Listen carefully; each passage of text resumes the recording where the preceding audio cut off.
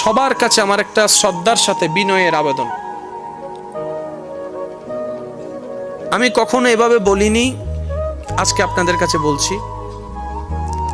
আমার এই অদম অযোগ্যের ছোট বার্তাটি আপনারা অন্যের কাছে পৌঁছে দেওয়ার চেষ্টা করবেন।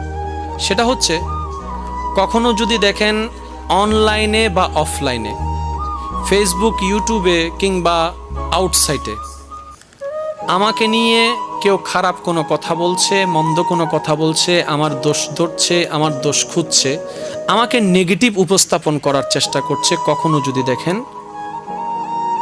আমার শ্রদ্ধার সাথে আবেদন, আমার পক্ষ নিয়ে কখনো কারো সাথে ঝগড়া করবেন না। আমাকে সঠিক প্রমাণ করানোর জন্য কারো সাথে ঝগড়া করবেন না। আমাকে সঠিক প্রমাণ করার জন্য কাউকে মনে আঘাত দিবেন না। সে যদি আমার বদনাম করে আমাকে খারাপ বলে খুশি হয়, আলহামদুলিল্লাহ রাব্বিল আলামিন। আমার ভাই যদি খুশি হয় আমাকে মন্দ বলে, আমিও খুশি হতে রাজি আছি, আলহামদুলিল্লাহ। কিন্তু আমি চাই না আমার পক্ষে কেউ কথা বলে সামনের জনকে, বিপরীত জনকে আঘাত করুক, মনে কষ্ট দুক, সেটা আমি চাই না। কারণ রবের কাছে ভালো হতে পারাটাই হচ্ছে সবচেয়ে বড় নিয়ামত।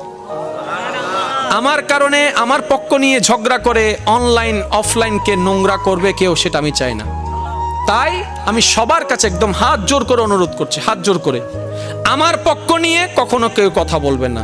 আমার বিপক্ষে যা বলার বলুক, আমার নামে যত বদনাম করার করুক, আমার নামে যত যা কুচ্ছা রটনা করার করুক, কিন্তু আমার পক্ষ নিয়ে কথা বলবেন না। উনি যদি আমার বিপক্ষে বলে শান্তি হয়, আলহামদুলিল্লাহ, আমি মনকে এতটুকু বুঝ দিব, ইয়া রব, এই অশান্তিময় সময়ে আমার বদনাম কারো মনের শান্তির কারণ হয়েছে।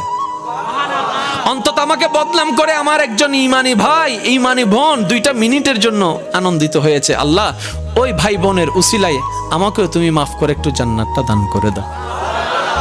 আল্লাহর ওয়াস্তে আমার এই একটা আবদার আপনারা সবার কাছে পৌঁছায় দিবেন। যা গালি দিবে আমারে দিবে, আমার পক্ষ থেকে যেন কোনো গালি না যায়। মনে থাকবে ইনশাআল্লাহ।